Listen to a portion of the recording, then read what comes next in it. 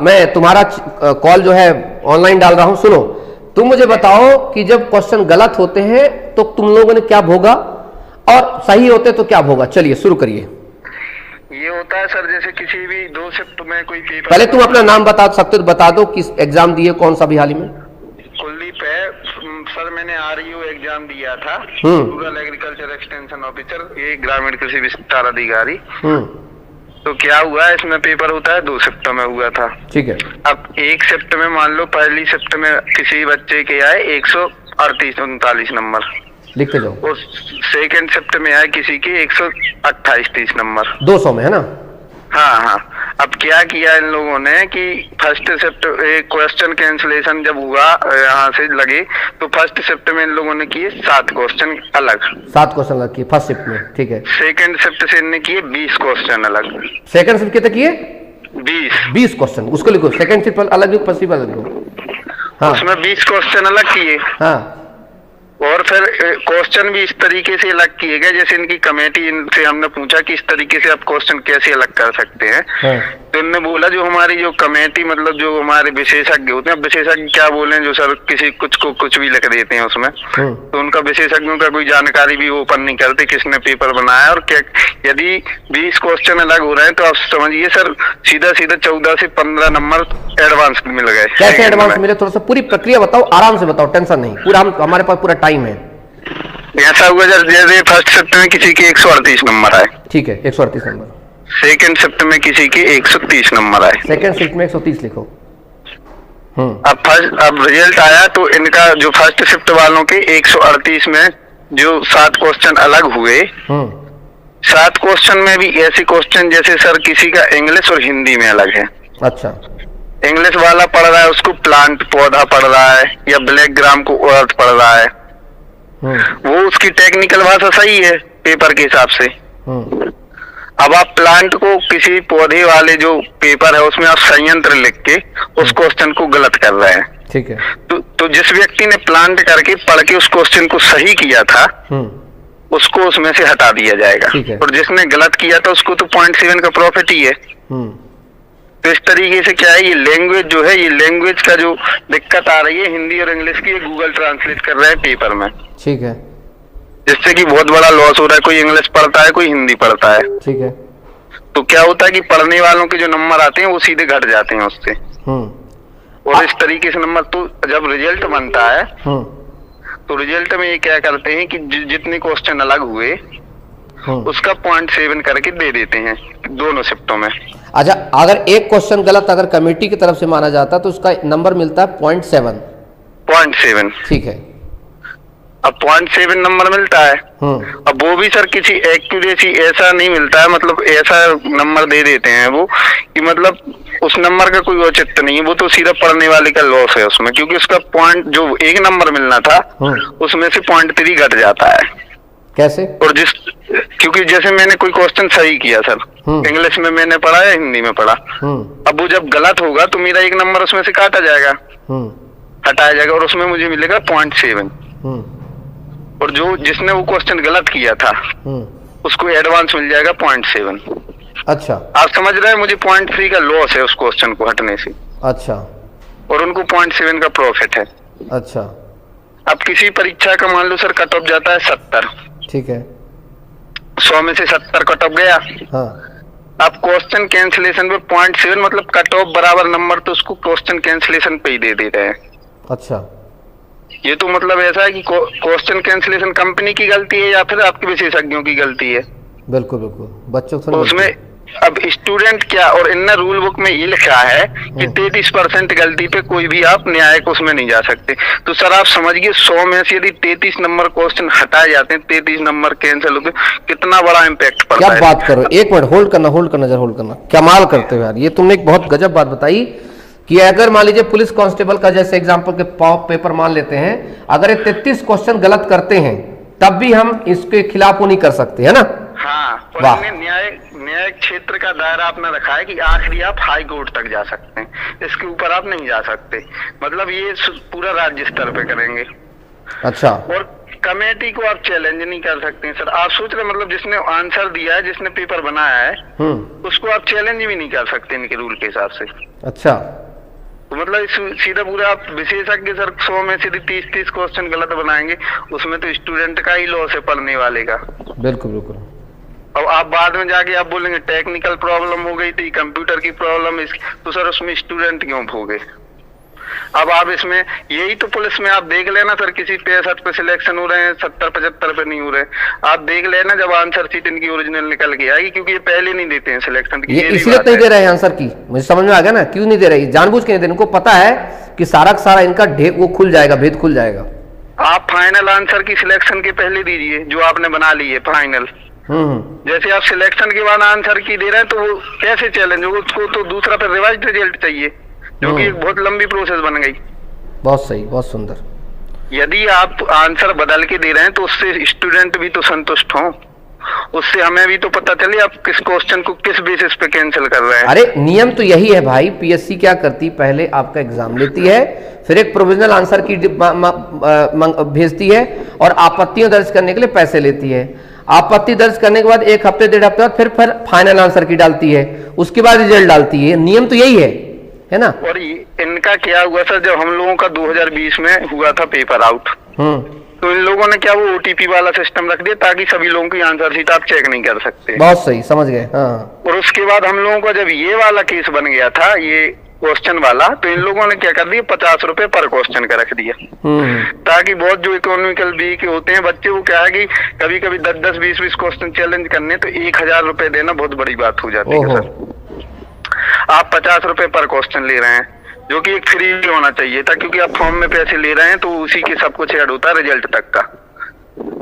और दूसरी चीज इन लोगों ने क्या की है कि सर जब हम इन लोगों के यहाँ जाते हैं तो ये लोग तो पहली बात इनका कोई स्पोक पर्सन नहीं है जो सीधी बात आपको बता सके। वो ये आपको बताएगा नहीं है, घुमा फिरा के हम ये कर देंगे वो कर देंगे, आपका ये बाद में हो जाएगा, ऐसा इनका कोई वो नहीं है। और पूरा ये जो आप ये सोचिए सर, 128 वाले का सिलेक्शन होना और 138 वाले का ना होना, नॉर्मलाइजेशन भी नहीं हुआ सर। आप अब ये इनके यहाँ जाएंगे, मैंने इनकी शिकायत की थी पीएमओ में। हाँ।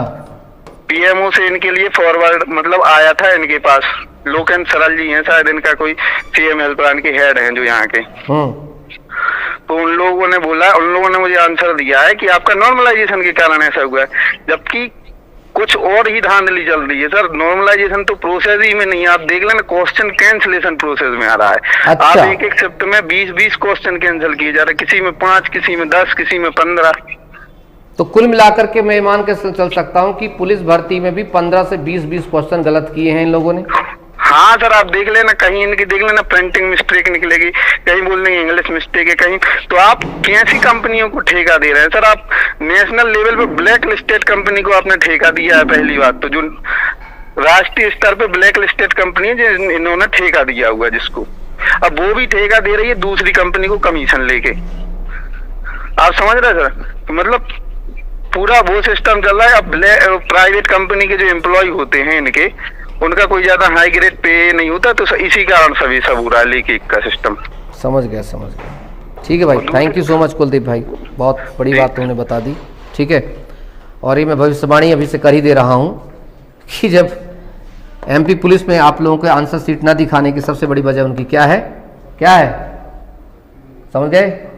कि उन्होंने कम से कम एक क्वेश्चन में, एक पेपर में किसी में 15 क्वेश्चन गलत किए होंगे, किसी में 20 क्वेश्चन गलत किए होंगे, और कोई ताजुब की बात भी नहीं, किसी में 22 से 25 क्वेश्चन गलत कर दिए होंगे, जबकि आपके क्वेश्चन क्या है, सही है। वो ऐसे क्वेश्चन को भी हटा दे रहे हैं जिसमें हिंदी अलग है और इंग्लिश में थोड़ा सा अलग, उसको हटा दे रहे हैं। किसी क्वेश्चन में थोड़ा सा कटा पिटा, उसको भी हटा दे रहे हैं। आप जिनको काउंट करके बैठे कि तो मेरा सही है, और करते ही इसलिए हैं ताकि क्या कर सके, सेटिंग वालों को थोड़ा सा जो है लाभ पहुंचाया जा सके। बाकी सारी चीज़ें, ये सारी चीज़ आपने देख लिया। सारी महिलाएं जो हैं, मैं जितना भी मुझसे हो सका मेरे दोस्तों, मैंने जो है चीज़ें की हैं। अब मेरा क्या है, दिमाग यहाँ पर सिर में बहुत ज़्यादा इतना सोच के इतना पेन हो गया। अब मुझे चाहिए रेस्ट, और चाहिए अच्छा सा रेस्ट मुझे। मैं आप सबसे एक ही दरख्वास्त करता हूँ, जितनी महिलाएं हैं, मैं एक आवेदन बना करके चौहान सर ऑफिशियल में टेलीग्राम में मैं डाल दूंगा, तो आप लोग वहाँ से डाउनलोड कर लीजिएगा आवेदन। या कि आवेदन आप खुद ही बना सकती है। अब 2017 सुन लो करना क्या है। 2017 की रूल बुक डाउनलोड करनी है, पेज नंबर 5। 2020 की रूल नंबर डाउनलोड करनी है, पेज नंबर 6 पेज नंबर 15। उस पर पूरी लेके जानी है और मत पे सरकार का ये वाला जो नियम लेकर के जाना है, एक्समैन और ये। तो एक्समैन और आप दोनों लड़ाई लड़िए।